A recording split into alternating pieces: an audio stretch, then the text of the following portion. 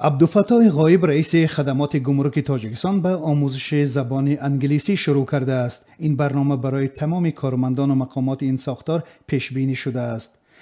درس زبان انگلیسی و برابر به این املای زبان دولتی تاجیکی از برنامه‌های آموزش کارمندان گذرگاه‌های مرزی بوده است. مقامات می‌گویند که کارمندان گمرک در حجت‌گذاری باید توانند املای صحیح و مطابق به معیارهای زبان را به کار برند. این برنامه در حال راه‌اندازی شده است که گاهی از سطح سوال و گفتار و زباندانی کارمندان گمرک در مرز شکایت‌ها صدا می‌دهد.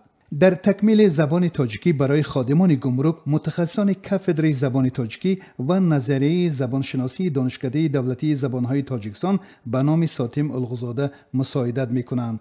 دانستن زبان انگلیسی بخصوص از آن کارمندان تقاضا می شود که در گذرگاه‌های مرزی منطقه ترسونزاده کار می‌کنند. این منطقه با ازبکستان هم سرحد است و گذرگاه مرزیش برای رفت آمد شهروندان عادی و هم ماشین‌های باربر استفاده می‌شود. از این مرز بسیار وقت تاجران خارجی عبور می‌کنند که مال خود را به تاجیکستان وارد می‌کنند. برخی صاحب نظران می‌گویند که آموزش زبان خارجی در ساختارهای دولتی تاجیکستان پدیده مثبت است، چون این دیگر تقاضای زمان است که کارمندان مسئول نه تنها با یک زبان بلکه با چند زبان کار و معاشرت کنند. در زمان شوروی برای اکثر کارمندان دولت دانستن زبان روسی کافی بود که کریرشان پیشرفت کند.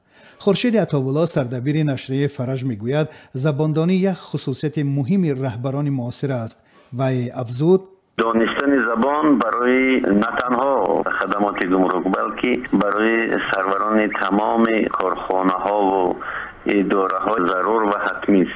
این نه به آن خاطر است که جای کار یک ترجمان کم می شود، بلکه به آن خاطر که هنگام این گونه صحبت ها شاید حتی در همان ترجمه ها بعضی از خواسته هایی که بیان می شود ممکن درست فهمانیده نشود.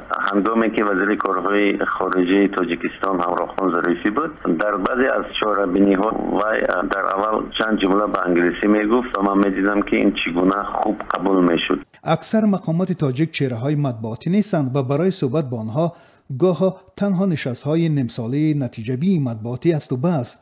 در همین نشست‌ها از زبان و بیان برخی مقامداران برمیاد که فکر خود را نه همیشه واضح و روشن و با زبان خوبی ادبی بیان کرده می‌توانند.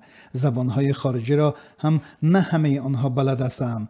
عزیز نقیبزاد خبرنگار تاجیک گفت: ظاهراً اقدام خوب، در واقع 90% کارمندان مقامات گوناگون جمهوری با زبان ادبی تاجیکی حرف زدن می‌توانند، اما راهی آسان‌تر و کلی‌تری حل کردن این مسئله از آن که کارمندان را زبان آموزانی بهتر نیست مگر که کارمندان زباندان را به کار خیش سوار و همشهری جمع نکنیم، بچه‌های زباندان، بچه‌های قابلیت‌ناک را به کار قبول کنیم. اما بهرالدین کمال‌الدینوف زبانشناس تاجیک بر این نظر است که در سالهای بعد از مقام دولتی گرفتن زبان تاجیکی سطح زباندانی مقامات تاجیک رو به بهبودی آورده است، زیرا به گفته وی در سالهای شوروی تنها به دانستن زبان روسی اولویت داده میشد. عبدالجبار رحمانزاده سال 2004 وقتی رئیس کمیته تلویزیون و رادیو تعیین شد، غیر انتظار اعلان کرد که از همه کارمندان این نهاد و شبکه‌های تلویزیونی و رادیوهای دولتی انشا می‌گیرد. سبب این تصمیم هم ناقناعتمندی از سویه دانش زبانی کارمندان بود.